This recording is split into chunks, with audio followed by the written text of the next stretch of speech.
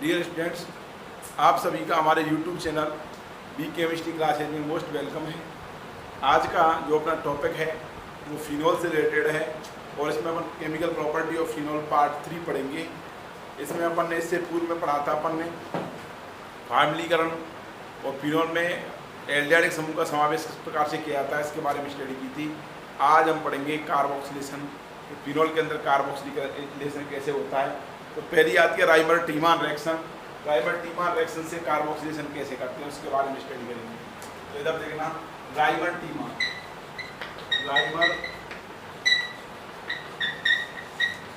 Reaction, ये carboxylation की reaction है।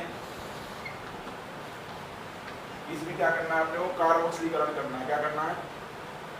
कार्बोक्सिलीकरण। किस प्रकार से अपन कार्बोक्सिलेशन करेंगे?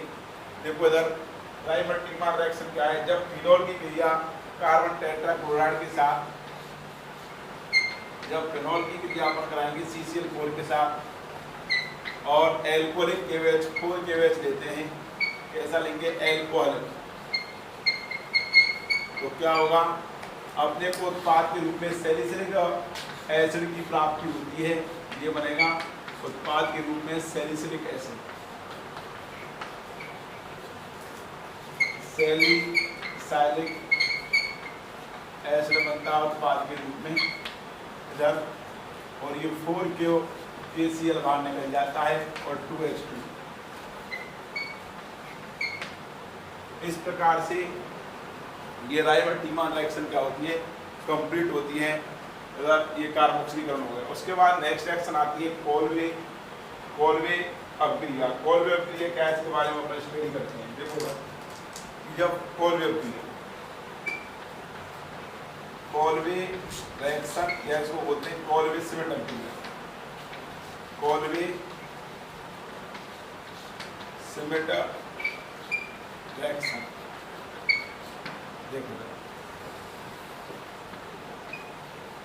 जब फिनॉल की क्रिया NaOH के साथ कराते हैं, जब फिनॉल की क्रिया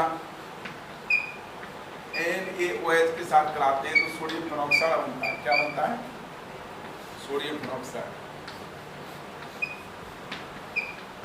और जब इसका अम्लन कराया सोडियम पेरोक्साइड की क्रिया कार्बन डाइऑक्साइड के साथ 398 केल्विन तापमान पर कराई जाती है। कार्बन डाइऑक्साइड के साथ में 398 केल्विन तापमान पर, तो सोडियम सैलिसिलेट बनता है। क्या बनता है? ये CO2 समूह है। इस CO2 समूह का जब सोडियम पेरोक्साइड की क्रिया कार्बन डाइऑक्साइड के साथ 398 केल्विन तापमान पर कराई जाती है और अंत में अम्लन कराया जाता है, तो उत्पाद के रूप में सैलिसिलिक एसिड की प्राप्ति होती है। देखो इधर ये इसकी ऑर्थो स्पीड पर अटैक करेगा। किस प्रकार से करता है? ये बन जाएगा इधर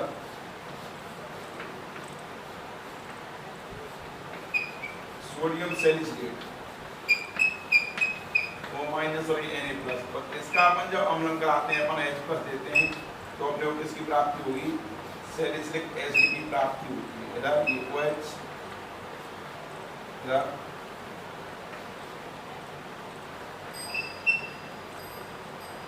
और ये Na+ निकल जाता है बाहर। अगर HCl लेते हैं अम्लन के रूप में तो NaCl बाहर निकल जाता है इधर। तो ये हो गई कोलवे अभिक्रिया। मैं वापस रिपीट करता हूँ कोलवे अभिक्रिया है क्या है। जब फिनॉल की क्रिया NaOH के साथ कराते हैं सोडियम पेरोक्साइड बनता है, जिसकी क्रिया कार्बन डाइऑक्साइड के साथ 398 केल्विन तापमान पर उच्च दाब पर कराई जाती है, तो सोडियम सैलिसिलेट बनता है। क्या बनता है? Sodium salicylate. इसका नाम है सोडियम सैलिसिलेट।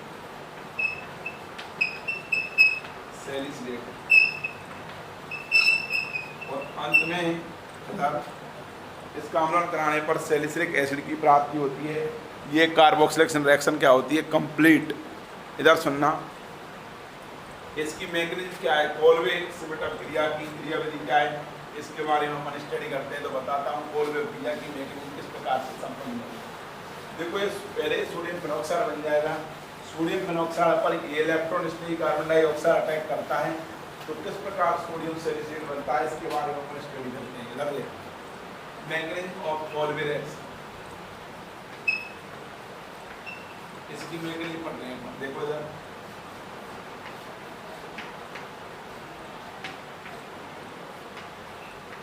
माइनस ये Na+ सोडियम फिनॉक्साइड हो गया। इसकी करिए कार्बन डाइऑक्साइड के साथ रामा में, तो ये इलेक्ट्रॉन सप्लाई यहाँ पर होंगे, तो ये इलेक्ट्रॉन सप्लाई यहाँ पर होते हैं, और ये इलेक्ट्रॉन सप्लाई यहाँ पर होंगे, तो ये इलेक्ट्रॉन सप्लाई यहाँ पर होंगे। यहाँ पर ऊपर नेगेटिव चार्ज आएगा, इससे क्या होगा Na+।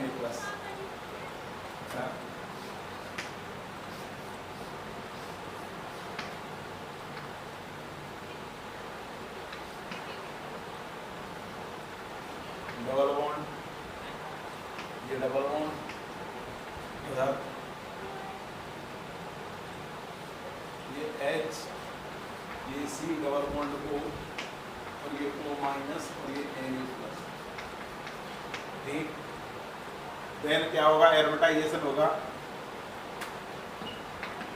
इस प्रकार से इस बंद के दोनों इलेक्ट्रॉन्स यहाँ पर जाते हैं, इलेक्ट्रॉन्स यहाँ पर जाएंगे, क्या होगा एरोमेटाइजेशन।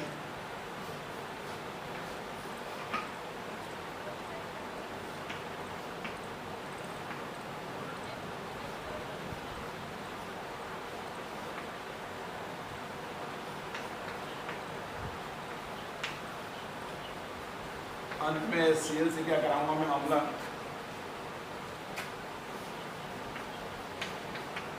माइनस NaCl निकल जाएगा बाहर, और अपने को किसकी प्राप्ति हो जाएगी, सैलिसिलिक एसिड की प्राप्ति हो जाएगी।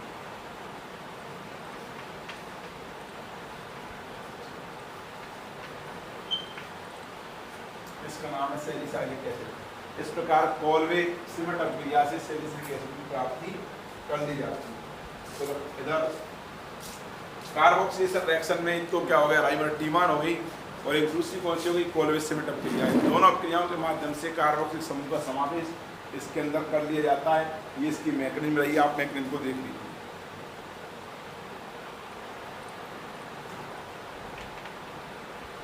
नेक्स्ट, इसका हाइड्रोजनीकरण कहाँ है अपन,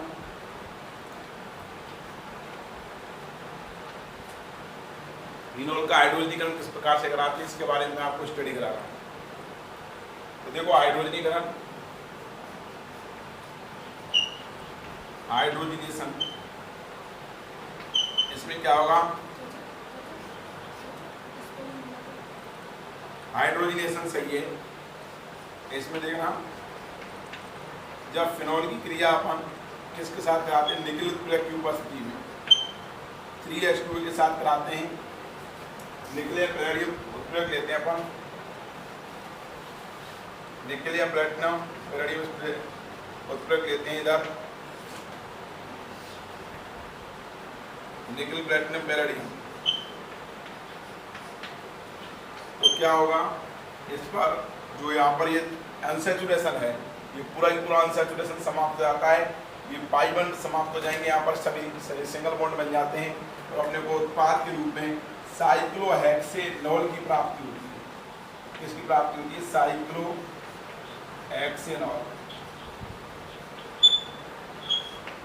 इस प्रकार से अपने को साइक्लोहेक्सेनॉल की प्राप्ति हो जाती है।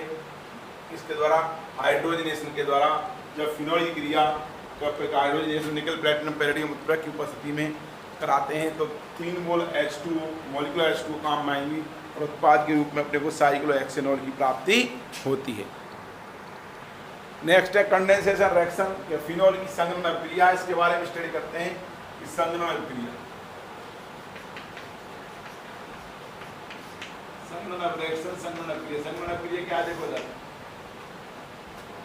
इसमें आएगा पहला संघनन अभिक्रिया के अंदर एसीटोन, फिनोल की एसीटोन के साथ क्रिया, फिनोल की एसीटोन के साथ क्रिया, टोन के साथ रिएक्शन। देखो फिनोल की एसीटोन के साथ रिएक्शन क्या है, कि जब फिनोल की क्रिया एसीटोन के साथ कराई जाती है, किनसे, जब फिनोल की क्रिया अपन एसीटोन के साथ कराते हैं कंसंट्रेट H2SO4 की उपस्थिति में, तो विष एसीटोन, विष एसीटोन A की प्राप्ति होती है अपने को, या मैं कह दूं विष फिनोल A की प्राप्ति होती है, विष एसीटोन की प्राप्ति होती है। इधर देखना, जब एसीटोन की क्रिया अपन फिनॉल के साथ कराते हैं, तो ये फिनॉल लेंगे अपन इधर,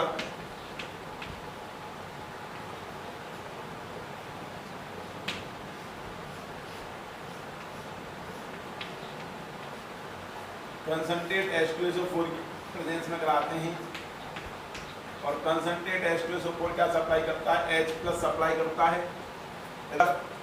ये दोनों H और ये O, ये H2O बाहर निकल जाएगा, -H2O बाहर निकल जाता है, और अपने को बिस्फिनोल A की प्राप्ति होगी, CH3 इधर,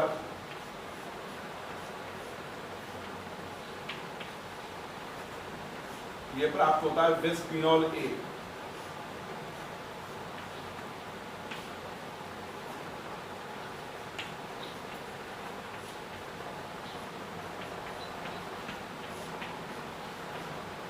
बिस्फिनोल A की प्राप्ति होती है जब एसीटोन की क्रिया अपन कंसंट्रेट H2SO4 की उपस्थिति में फिनॉल के साथ, फिनॉल का है, फिनॉल के साथ कराते हैं, तो अपने को बिस्फिनोल A की प्राप्ति होती है उत्पाद के रूप में। कंडेंसेशन रिएक्शन है। नेक्स्ट रिएक्शन आती है फिनॉल की थैलिक एनाइडाइड के साथ क्रिया, इसको बताता हूँ। सेकंड रिएक्शन है फिनॉल की थैलिक एनाइडाइड के साथ क्रिया, reaction of phenol with reaction of phenol with phthalic anhydride. Phthalic anhydride देखो कैसे होगी, जब फिनॉल की क्रिया अपन थैलिक एनाइड्राइड के साथ कराते हैं, थैलिक एनाइड्राइड का जो स्ट्रक्चर होती है वो ये होती है, वो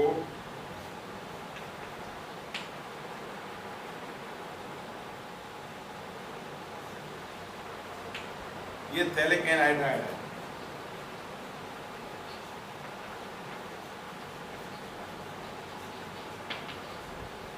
इसकी क्रिया फिनॉल के साथ कराएंगे। इधर देखना, ये मैं लेता हूं, इसको ऊपर से मिटा रहा हूं मैं। इधर देखना भाई किस प्रकार से कराया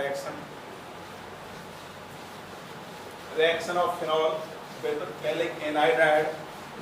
ये कंडेंसेशन रिएक्शन है ये भी, और ये अब क्रिया भी संपन्न होती है किसकी उपस्थिति में, ये कंसंट्रेट H2SO4 की प्रेजेंस में संपन्न होती है। इधर reaction of phenol with phthalic anhydride.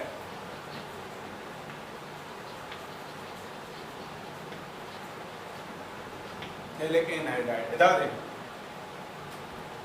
ये लिया मैंने 2 मोल फिनॉल के 2 मोल,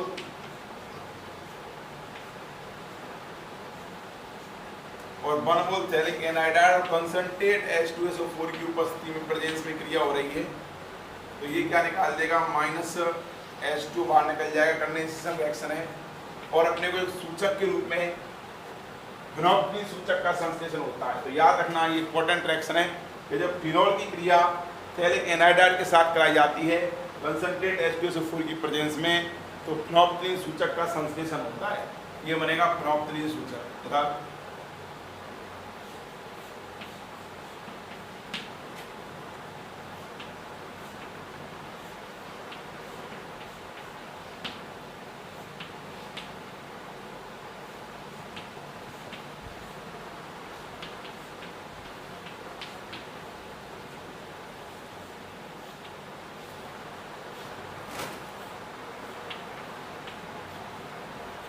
ये बनता है फिनोल्फिन।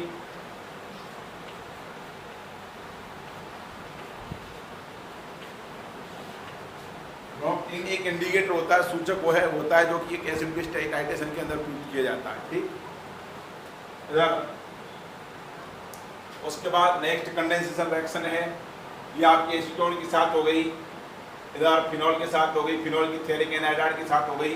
नेक्स्ट रिएक्शन ले रहा हूँ मैं, इसी कंडेंसेशन रिएक्शन में ही ले रहा हूँ बेंजीन डाइएमोनियम क्लोराइड के साथ क्रिया। देखो इधर जब फिनॉल की क्रिया बेंजीन कपलिंग रिएक्शन का उदाहरण है, एक प्रकार से जब फिनॉल की क्रिया बेंजीन डाइएमोनियम क्लोराइड के साथ कराई जाती है, pH 9 से 10 पर ये रिएक्शन संपन्न होगी।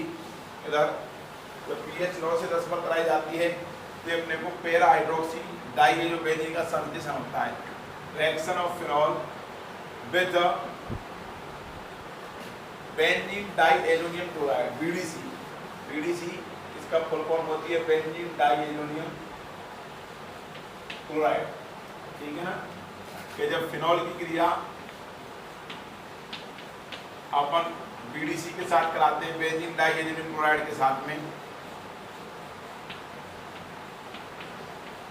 ये N2+ और ये Cl-, ये बीडीसी बेंजीन डाइऑक्साइड क्लोराइड। देखो इधर क्या होगा, ये कि H और ये Cl ये बाहर निकल जाते हैं, इधर -HCl, और अपने को पैरा हाइड्रोक्सी डाई जो बेंजीन का क्या होता है संश्लेषण। ये OH, ये N डबल बॉन्ड N, ये बनता है para hydroxy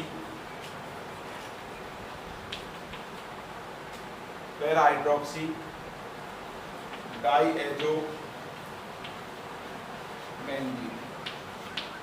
para hydroxy di azo benzene का क्या होता है संश्लेषण होता है, ठीक है ना।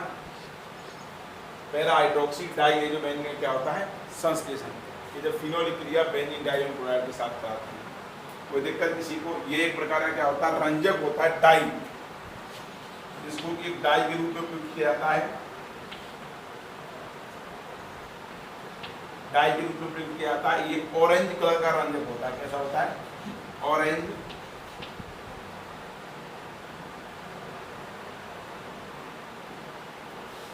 Orange colour die.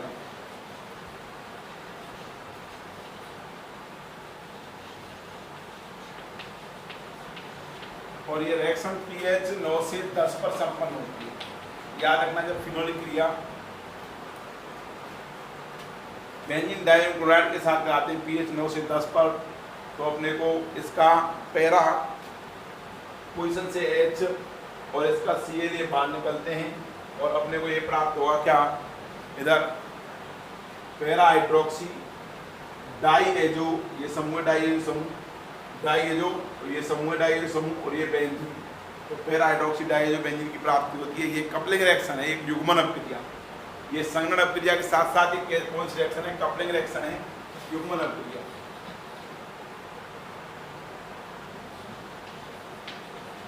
Coupling reaction का उदाहरण है युग्मन अपक्रिया का, ठीक है ना।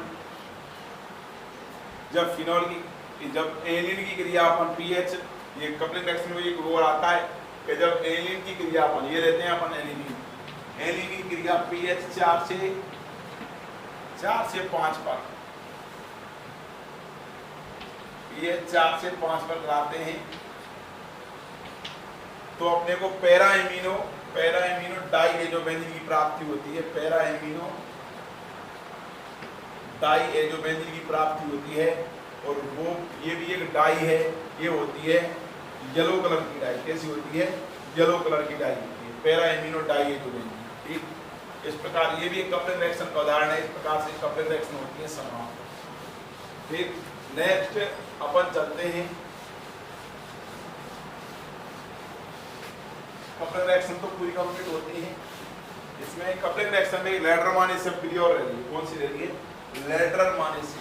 आपको बता देता हूँ, ये बहुत ही इंपॉर्टेंट रिएक्शन है। लेडरे मान से रिएक्शन क्या है, इसके बारे में बताता हूँ। ये भी एक कंडेंसेशन रिएक्शन है, संगणक क्रिया। याद रखना कि जब फिनॉल की क्रिया फॉर्मेल्डिहाइड के साथ कराते हैं, जब फिनॉल की क्रिया फॉर्मेल्डिहाइड के साथ कराते हैं अम्ल या क्षार उत्प्रेरक की उपस्थिति में, तो अपने को पैरा हाइड्रोक्सी बेंजील अल्कोहल या ऑर्थो हाइड्रोक्सी बेंजील अल्कोहल की प्राप्ति होती है। तो ये एक प्रकार से कंडेंसेशन रिएक्शन है। कैसी है,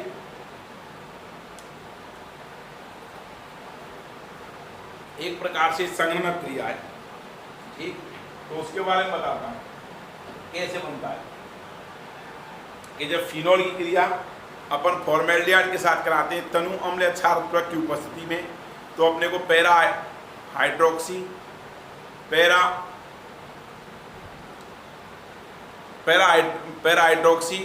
बेंजील अल्कोहल या ऑर्थो हाइड्रोक्सी बेंजिल अल्कोहल प्राप्त होता है, जिसके की संघनन कराते हैं तो अपने को एक रेखीय बहुलक नोबलेक की प्राप्ति होती है। और रेखीय बहुलक नोबलेक का जब फॉर्मेल्डिहाइड और फिनोल के साथ संघनन कराया जाता है तो एक बहुलक बेकेलाइट की प्राप्ति होती है, जो कि एक ताप दृढ़ बहुलक है। तो लेटर माने से जो रिएक्शन है ये बेकेलाइट बहुलक के संश्लेषण में बहुत ही उपयोगी होती है। मैं बताता हूँ ये कैसे बनता है कि जब फिनोल की क्रिया फॉर्मेल्डिहाइड के साथ कराती है, फॉर्मेल्डिहाइड HCHO है, और यहाँ पर लेते हैं तनु अम्ल या क्षार उत्प्लवक, तनु अम्ल या क्षार उत्प्लवक।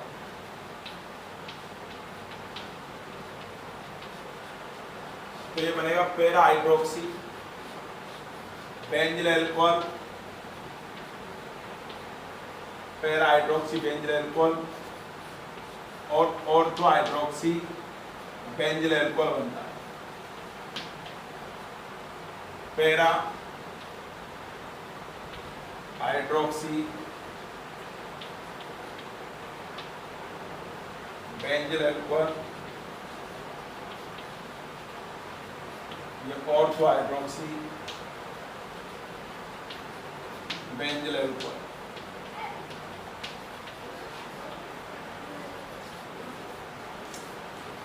मुख्य उत्पाद इधर जो कि एक रेखीय बहुलक नोबलेक का संश्लेषण करता है और नोबलेक कंडेंस होकर के बेकेलाइट बहुलक का संश्लेषण करता है। इस प्रकार से ये कंडेंसेशन रिएक्शंस पूरी होती हैं। मैं वापस से रिपीट करता हूँ कि जब फिनोल की क्रिया एसीटोन के साथ कराई जाती है कंसंट्रेटेड H2SO4 की उपस्थिति में तो बिस्फिनोल ए का संश्लेषण होता है। सेकंड रिएक्शन कि जब फिनोल की क्रिया अपन किसके साथ कराते हैं, थैलिक एनाइडाइड के साथ कराते हैं तो अपने को एक सूचक के रूप में फिनोल्फथालीन इंडिकेटर का संश्लेषण होता है, जो कि एसिड बेस टाइट्रेशन में प्रयुक्त होता है। थर्ड रिएक्शन आती है कपलिंग रिएक्शन।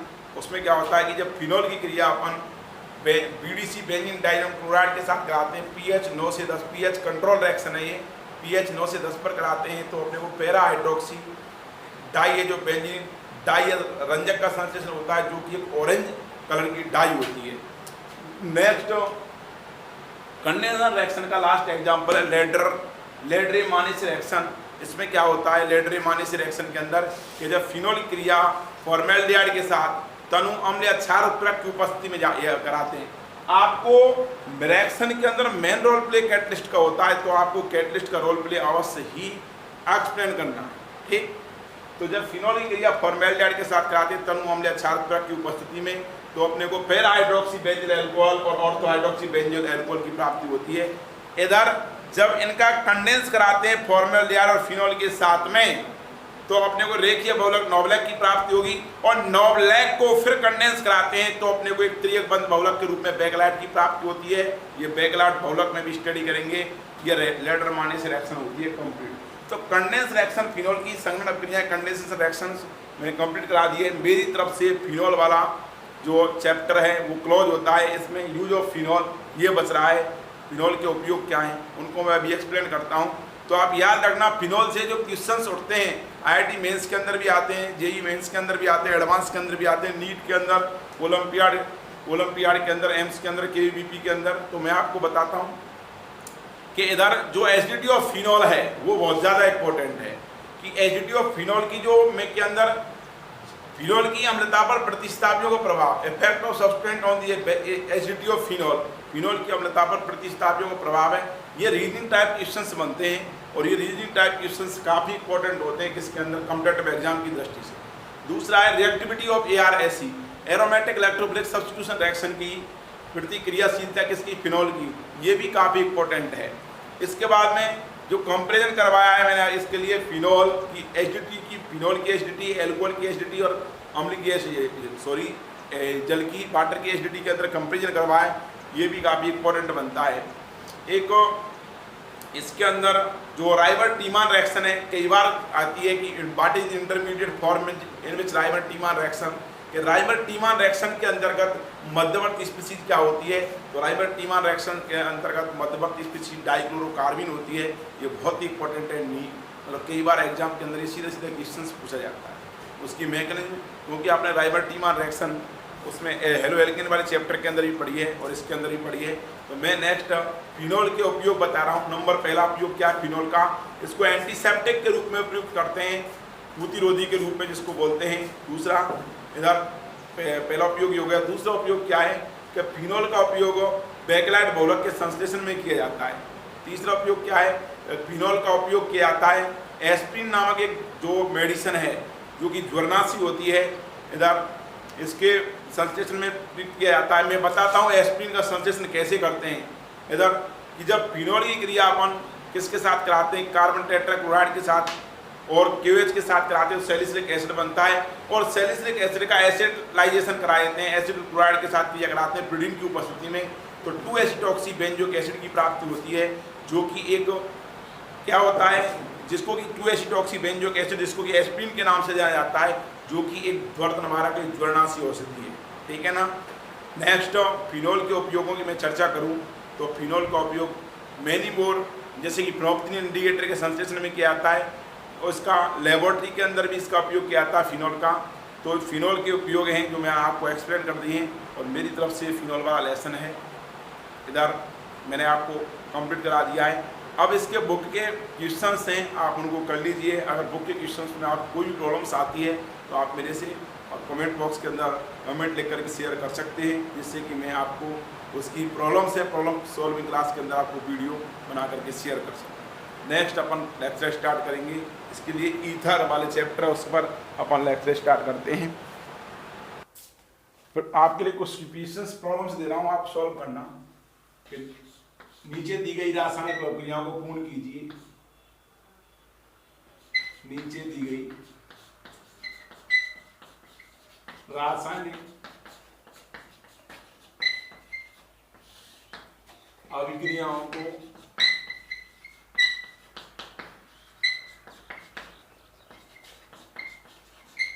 पूर्ण करें। आपको कोई भी रिएक्शंस पूछनी है, मैं यहां पर आप कमेंट बॉक्स में उस रिएक्टेंट के नाम लिख करके पूछें, ठीक है ना, कि प्रोडक्ट क्या बनेगा। मैं आपको अगर प्रॉब्लम्स आती है आपको मैं दे रहा हूं। पहला है एथिल अल्कोहल की इधर CH3MgBr के साथ रिएक्शन। दूसरा फेनॉल की C2H5 MgI के साथ अपक्रिया। तीसरी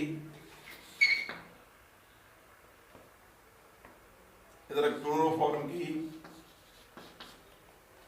एसीटोन के साथ क्रिया।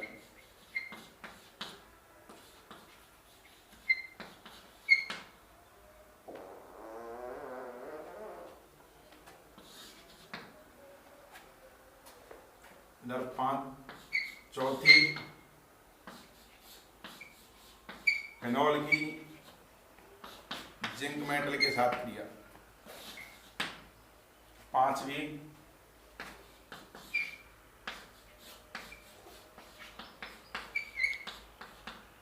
फेनॉल की कार्बन डाइऑक्साइड पहला सोडियम धातु, सेकंड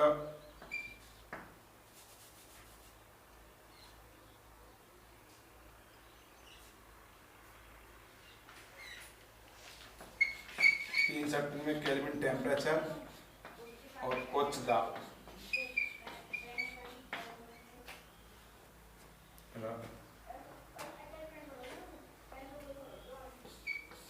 छठी रिएक्शन लिख रहा हूं आपको।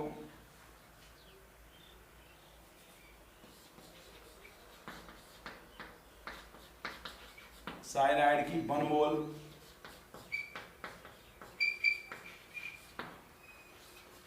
CH3MgBr के साथ रिएक्शन करा करके हाइड्रोलाइसिस करना है। 7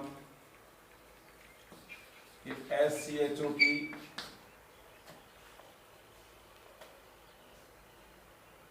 इधर C2H5 MgBr के साथ reaction, then hydrolysis, 8th reaction लिख रहा हूं मैं आपको।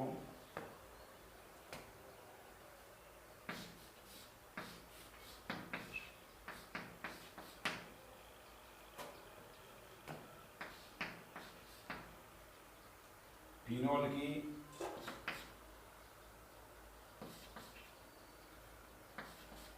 CCl4 और KOH के साथ रिएक्शन, 9 रिएक्शन,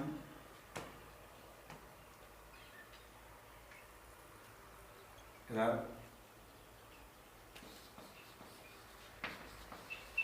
इस कार्बोक्सिलिक एसिड की एथिल अल्कोहल के साथ क्रिया एसिडिक मीडिया के अंदर, 10 रिएक्शन, इधर इस सेकेंडरी अल्कोहल की PCC के साथ रिएक्शन। तो इस प्रकार से आपको 10 रिएक्शंस दे रहा हूँ, ये आपको 10 रिएक्शंस कंप्लीट करनी है। ये 10 रिएक्शंस आपको कंप्लीट उसके अंदर से करनी है, मदद लेनी है आपको नोट्स की, और मैंने यहाँ पर जो लिखवाया है उसकी मदद से लेनी है, और 10 रिएक्शंस आपको ये कंप्लीट करनी है। ठीक है, okay guys, next video lecture के अंदर फिर मिलेंगे आपसे।